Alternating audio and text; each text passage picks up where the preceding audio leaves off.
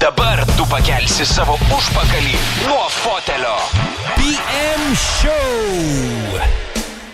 Taip, klausytojai, mes grįžtam į eterį ir labai džiaugiuosi jums pristatydamas Vilių Toizy bendrą įkūrėją. Kasgi yra Toizy, tai galite atsisiųsti visų pirma appsą, Vilius pasakys tiksliau, iš kur galite tai padaryti ir susimodeliuoti 3D spausdintą figūrėlę, kuri, atvaizduos jūsų mėgstamo žaidimo personažą. Viliau, ar viską teisingai susakiau? Taip, teisingai. Beje, labą dieną. Taip, pradėkim nuo to. Labą dieną. Jo, iš tikrųjų, Toizy yra appsas, kurį galima dabar gauti iš Apple mobilių aplikacijų parduotuvės, tiek iš, Androido. Tai yra appsas, kuriuos galite atsisiųsti, jame rasti tam tikrų brandų jau dabar esančių jame ir nusipirkti savo 3D spausdintą figūrėlę. Labai gerai. Tai pradžiai pradėkime nuo pačio produkto. Kaip atrodo tos figūrėlės, kokių žaidimų personažus galima įsigyti ir kodėl jie tokie populiarūs? Nes, kiek žinau, jūs jau pagaminote 1 milijoną, ar ne, jeigu neklystu figūrėlę? Galbūt nepagaminome 1 milijoną, tiesiog 1 milijonas yra sukurta pas mūsų aplikacijoje. Supratau. Ne visus žmonės modelius, kuriuos sukuria, nusiperka. Gaila. Bet, 1 milijoną mes turim jau sausio mėnesį sukurtų. O, dabar kokie brandai pas mus yra, tai šiuo metu galima rasti tokius žaidimus kaip Talking Tom, kaip, Cut Rope, kaip Pooh, kaip Tribes. Ir, tai yra labai populiarūs šiuo metu pasaulyje mobilių aplikacijų žaidimai. Ir Toizy mes turime, tuos personažus iš tų žaidimų, kur galima, juos modifikuoti pačiame appse, uždėti tam tikrus atributus, tarkim, ant personažo, kepurę, ar ten kokį cigarą įdantis, ar akinius, ar kažką panašaus. Ir tai bus vienetiniai, tokie personažai, vienetiniai žaisliukai, kuriuos jūs galite turėti. Tai mūsų ir yra toks išskirtinumas, kad mes neparduodam tokios, kaip kiniečiai pagamina masinės gamybos. Nekokios kokybės dažniausiai. Kokybės gali būti įvairios, bet tai bus vienas iš milijono, o per Toizy jūs galite nusipirkti vienetinį, savo personažą. Labai gerai, labai gerai. Kodėl tu galvoji, būtent jūsų personažai yra tokie populiarūs? Šitos figūrėlės, kurios yra spausdintos, kaip suprantu, 3D printinimo būdu. Jo, mes naudojamės išskirtinai šiuo metu 3D printingu. O kodėl populiarūs? Turbūt iš tikrųjų, kad pasaulyje nebuvo tokio sprendimo. Ir tarkim, žaidimai, su kuriais mes bendradarbiavom dabar, tarkim, Talking Tomas, jis yra super populiarus visam pasaulyje, yra apsisiųsta apie 200 ir daugiau, man atrodo, milijonų kopijų, to žaidimų. Žaidėjų irgi yra milijonai aktyvių žaidėjų. Ir tarkim, nebuvo tokios galimybės turėti savo asmeninį Talking Tomą, kaip, pavyzdžiui, žaidime tu jį gali kustomizuoti, tu jį gali tenai, uždėti jam kažką, bet tu negali turėti, tarkim, jau gyvojo nusipirkti. Tai mes suteikėm tokią galimybę. Ir tie žaidėjai, aktyvūs žaidėjai, kurie fanai yra to, tarkim, žaidimo, jie tikrai naudojasi tokią galimybę. O kaip jums patiems kilo mintis? Ar dėl to pastebėjote, kad šitie žaidimai yra baisiai populiarūs ir, tarkim, nėra jokių, kažkokių trimačių figūrėlių, kurias gali įsigyti žmonės? Ar patys, pavyzdžiui, buvot fanai ir pagalvojot, kad, būtų faina turėti tiesiog tokią figūrėlę namie kažkur tai? Jo, atvirai kalbant, aš asmeniškai nesu labai didelis žaidimų fanas ir tarkim, nesu tas gameris, ten no-liferis, pavadinkim. Bet tiesiog mes čia gal 3 metus maždaug mes dirbam su 3D spausdinimu ir kitomis rytimis 3D spausdinime. Bet, tiesiog tokia galimybė atsirado susipažinti su investuotoju, ir kaip mūsų co-founderiu, iš esmės, Ilja Laursu, su kuriuo mes išgvildenome bendrai, šitą idėją, kad būtent galbūt pasinaudoti Iljos, tam tikrais kontaktais žaidimų pasaulyje ir padaryti kažką va tokio, kas gimė. Aš norėjau paklausti, nuo ko jūs pradėjote? Ar jūs pradėjote nuo kažkokio tai produkto platesnio vystymo, ar visų pirma gimė kažkoks verslo planas, aš jau turiu omeny po idėjos sumanimo, ir tokiu būdu tiesiog nusprendėte, kad būtent darysite tai, ką darote dabar? Iš tikrųjų, tai gimė, visą laiką brainstorminguose gimsta tokie dalykai, bet mes tiesiog sėdėjom, galvojom kaip ir komanda iš tikrųjų susibūrė jau po idėjos. Ta prasme, tam tikros komandos narius aš pažįstu labai gana jau seniai, bet kiti nariai, tarkim, atėjo būtent į komandą jau turint idėją ir mes pritraukėm tos narius būtent specifiškai, žinodami jų galimybės, jų ten, tarkim, programavimo skillsus, ir panašiai. Tai komanda taip dvejopai. Tai nėra pas mus, tarkim, ta komanda, kuri nuo ten darželio laikų kartu, bet tarkim, yra tokių žmonių, kurie, reiškia, būtent dėl savo profesionalumo paimti į komandą. Labai gerai. Ką mes darom trumpą pertraukėlę ir su Vilium visai neužilgo grįžtam į eterį ir pratęsiam mūsų pokalbį. Taip, klausytojai, mes grįžtam į eterį. Primenu, kad pas mus studijoje yra Vilius iš Toizy, bendra įkūrėjas, ir būtent kalbam apie jūsų kompaniją. Ir žinau, Viliau, kad investicijų medžioklė, jeigu ją tai būtų galima pavadinti, jums buvo sėkminga. Tai pakalbėkime plačiau apie tai. Kokia jūsų Toizy istorija buvo susijusi su investicijomis? Jo, iš tikrųjų, kaip jau ir minėjau pradžioj, šnekėdamas, kad pati idėja net ir buvo gvildenama ir jinai išsigvildeno, reiškia, kartu su investuotoju mūsų dabartiniu, tai yra Ilja Laursu. Tai pačioj pradžioj, reiškia, kaip ir iš karto buvo sutarta, kad mes gausim tą investavimą ir nebuvo tokios kaip ir aktyvios, reiškia, investicijų medžioklės, reiškia, kur mes jau metus, reiškia, dirbam jau su tom investicijom, kur mes gavom pačioj pradžioj. Reiškia, dabar mes atsistojom tokioje pozicijoje, kad mes jau, reiškia, iš tikrųjų jau ieškome antro raundo investuotojo ir šiuo metu mes paieškose esam ir bendravimuose. O kokią vietą užima ta tradicinė prasme, pičinimas, idėjos, tiesiog pardavimas, galbūt tiek pirmam raunde galim pakalbėti, tiek antram raunde. Kiek teko kalbėti pastaruoju metu su startuperiais, tai kažkaip pastebėjau, kad tradicinė prasme, kur įvyksta prezentacija su šou elementais, tokia reikšmė yra sumažėjus ir kad dažniausiai žmonės kažkaip tai eina pro galinės duris pas investuotojus, arba tiesiog investuotojai nori girdėti labai tikslius, ta prasme, skaičius ir matyti jau pasiektus rezultatus, ne? Jo, iš tikrųjų taip. Daug yra matoma tų pičinimų su šou elementais, tarkim, visokiose ten startupų mūgėse, ar kaip visai pavadinti. Bet, bent jau iš mūsų patirties, tai tie rimtieji pašnekesiai, reiškia, jie nevyksta tokiuose mūgėse, jie vyksta, tyliai, reiškia, bendravime akis į akį, ten kontaktavimuose akis į akį ir nes kaip investuotojas irgi duoda savo pinigus ir jisai žiūri ne tik tai, kaip tu šou padarysi, reiškia, žiūri į tavo skaičius, žiūri į tavo komandą, nori susipažinti su komanda, pažiūrėti, ar ten motyvuoti žmonės ir panašiai, nes tai yra investicija. Tai, žodžiu, kaip sakant, mes nesam per daug patyrę tose šou elementuose, daugiau mes bandom, reiškia, dirbti, rimtai pavadinkime, ne?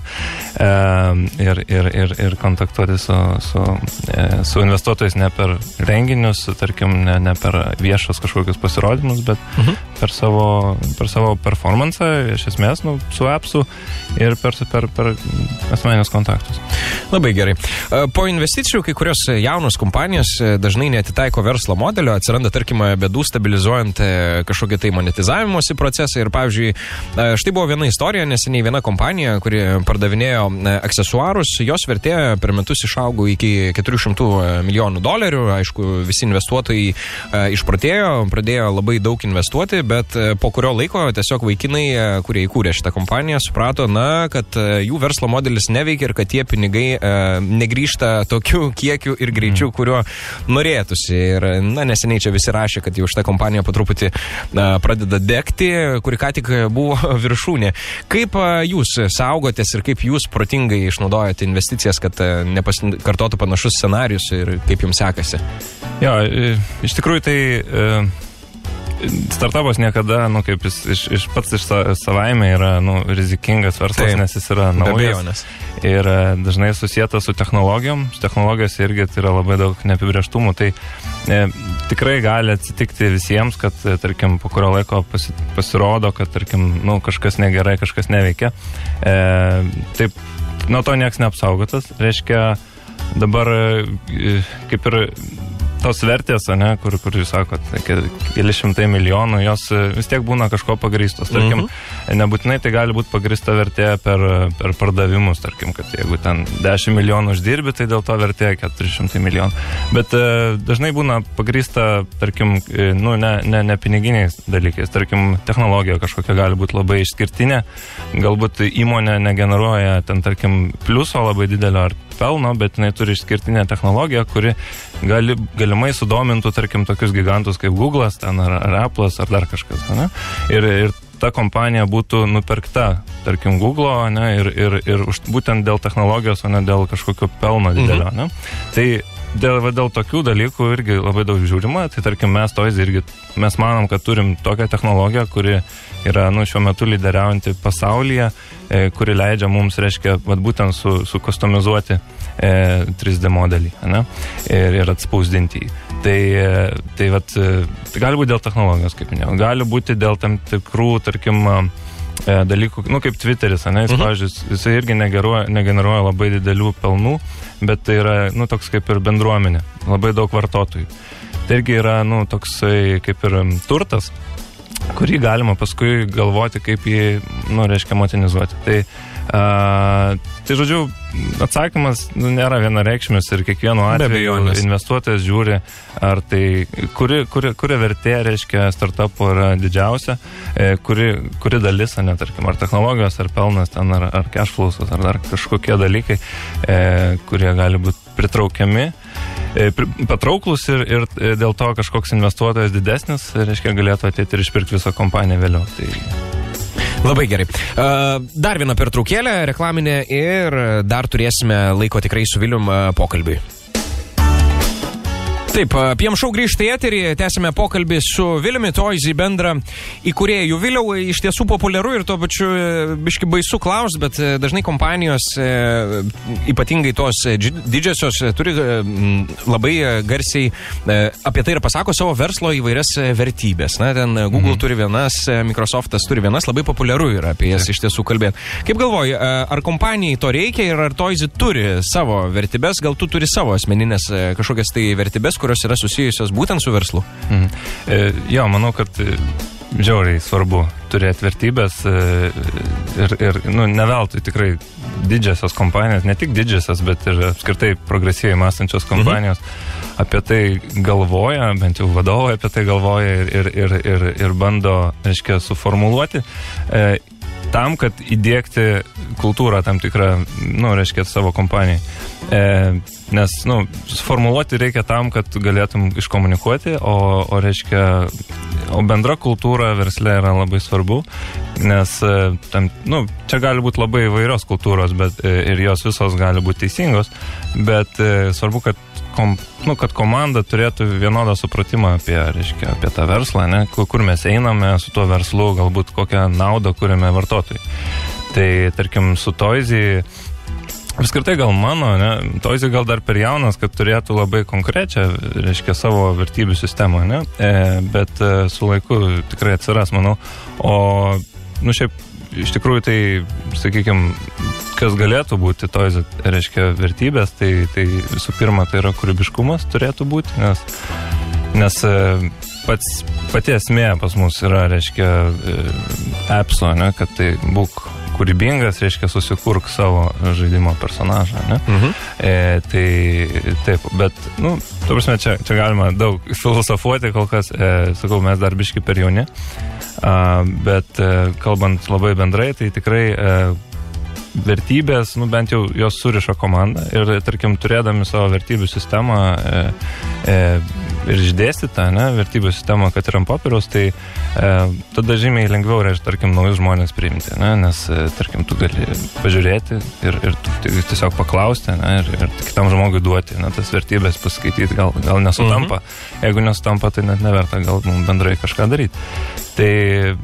Tai iš tikrųjų taip, o reiškia, vertybės pasireiškia tada, kai atsiranda kažkokie, tokios kryžkelės, tarkim, daryti vienaip ar daryti kitaip, tarkim, ar ten plėstis į kažkokią vieną sferą ar į kitą, ar tarkim, tai pasiskaitai vertybės ir dažnai tampa aišku. Čia viskas, kaip firma arba startupas ar didelė kompanija, tai jis yra kaip iš tikrųjų kaip šeima, gali būti, ar kaip, tai yra dalis gyvenimo ir kaip ir gyvenime turėti savo vertybės yra labai, kaip svarbu, dėl to, kad vėlgi atsiras kažkada pasirinkimas, ten, tarkim, turėti didelę šeimą ar daryti verslą, ir žmonės pagal save sprendžia, pagal savo vertybės, ar vienam svarbu didelę šeimą turėti, kitiem gal svarbu gerą verslą išvystyti, tai jeigu, čia gali būti ir tas, bet, tarkim, tam tikrose vietose gyvenime tenka pasirinkti ir tai sprendžia vertybės. Tai versle lygiai tas pats, reiškia, kad tu bendrai turėtum bendrą komandą, turėtum turėti bendras vertybės. Labai gerai ir paminėjai pats komandą. Kaip formuojat komandą ir koks buvo visas jūsų procesas? Nes pas jūs, aišku, jūs remiatės sudėtingomis technologijomis ir ganėtinai sudėtingų procesų, tai turbūt reikėjo tikrų specialistų. Kaip pavyko jos susigaudyti? Ar žmonės tiesiog patikėjo idėją, ar jau paskui siūlėte jiems atlyginimus ir panašiai? Tai galima apie viską pakalbėti. Iš tikrųjų, komanda, svarbus momentas, kad komanda nėra kažkoks fiksuotas reiškinys, jinai gali kisti laike, taip pas mus irgi taip yra atsitikę, kad buvo vienokia, tapo kitokia komanda, bet, iš esmės, žmonės per tam tikrą laiką supranta, kad jie gal čia ne visiškai nori būti, arba čia mes galbūt jų netaip norim, ar kažkas toks. Bet šiaip tai pas mus konkrečiai šnekant, tai aš su savo kolega Pauliu, mes kaip ir daugiau buvom 3D spausdinimo tokie kaip ir specialistai, bet tarkim mes neturėjom programavimo kažkokių įgūdžių, tai mums reikėjo žmogaus, kuris galėtų bent jau suprogramuoti, tai mes konkrečiai ieškojame, tarkim, ten programuotoją, ieškojom tada ten 3D modeliuotoją, kuris galėtų modeliuoti, nes patys neturim tos skillso, ir panašiai, tai susikurikom tos žmonės grinai pagal techninius, reiškia, įgūdžius, o paskui jau, kai mes jau dirbam, jau matom, tarkim, jau apart techninių dalykų, ar mes galim bendrai dirbti, ir jeigu ne, tai tenka išsiskirti, bet tai yra toks gyvenimas.